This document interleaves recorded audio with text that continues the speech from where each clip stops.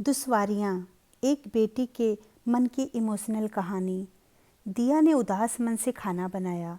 अशोक और सास ससुर का खाना लगा दिया। खुशी अपने कमरे में पढ़ रही थी। इस बार हाई स्कूल है उसका। कई बार खाने को बुलाने के बाद भी वह खाने के लिए नीचे नहीं आई।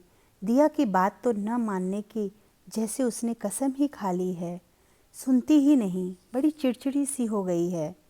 खुशी, खाना खा लो, इस बार अशोक ने आवाज़ दी, मगर कोई उत्तर नहीं आया।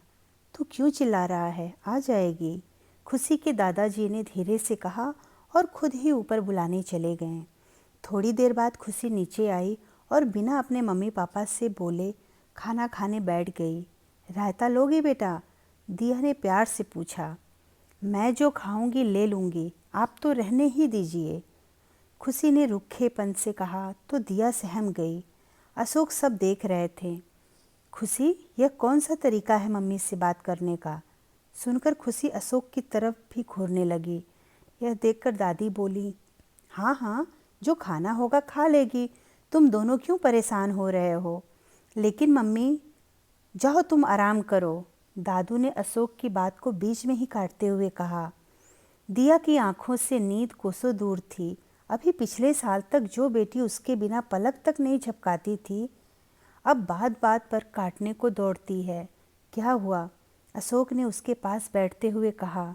कुछ नहीं, मुझे लगता है हम लोगों ने ठीक नहीं किया शादी करके, दिया ने बेचैनी से कहा।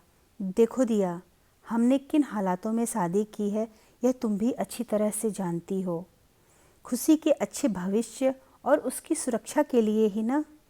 तुम चिंता मत करो, धीरे धीरे वह सब समझ जाएगी, मुझ पर विश्वास रखो।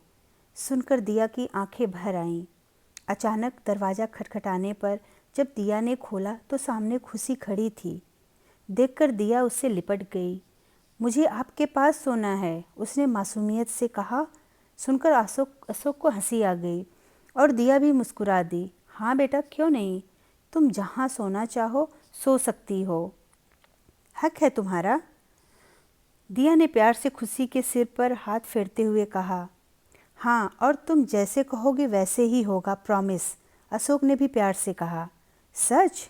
हाँ, मुझे डर लगता है कहीं आप भी मुझसे दूर ना हो जाओ, जैसे भगवान ने पापा को मुझसे दूर कर दिया, खुशी ने सुबकते हुए कहा।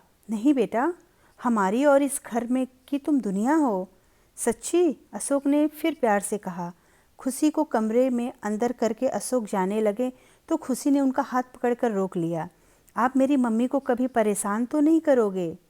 खुशी, यह क्या? बोलने दो इसको, अशोक ने दिया की बात को बीच में ही काटते हुए कहा। खुशी देर तक बातें करती रही और जब वह संतुष्ट हो गई तो उसके चेहरे पर मुस्कुराहट आ गई। अब खुश? जी, चलो जाओ सो जाओ दोनों माँ बेटी, मुझे सुबह जाना भी है, तैयारी कर लूँ, अशोक ने मुस्कुराते हुए कहा। हम तीनों करते हैं ना आपकी तैयारी, खुशी ने खुशी से कहा। तीनों जोर से हंस पड़े। दरअसल अशोक खुशी के चाचू थे, जो कि उसके पापा से छोटे थे और आर्मी में कर्नल थे। खुशी के पापा का देहांत 3 साल पहले किसी बीमारी के चलते हो गया था।